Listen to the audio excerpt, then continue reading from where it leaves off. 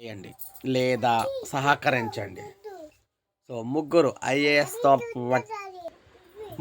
ఐఏఎస్లతో పాటు నీటిపారుదల శాఖ అధికారులకు హైకోర్టు ఆదేశం.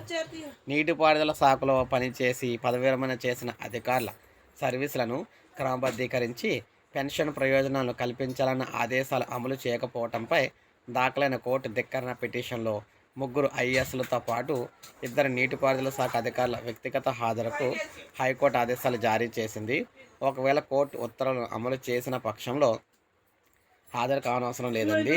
నీటిపారుదల శాఖలో 1993 నుంచి క్రమబద్ధీకరించి ఆ తేదీ నుంచి పదవి విరమణ ప్రయోజనాలను కల్పించాలంటూ 2023లో న్యాయస్థానం ఇచ్చిన ఉత్తర్వులను అమలు చేయకపోవడాన్ని సవాల్ చేస్తూ జగన్నాథం అనే వ్యక్తితో పాటు మరో 6 హైకోర్టులో కోర్టు ధిక్కరణ పిటిషన్ దాఖలు చేశారు. దీనిపై justice P Sam Koshy, justice Jukanti Anil కుమార్తో కూడిన ధర్మాసనం విచారణ చేపట్టింది.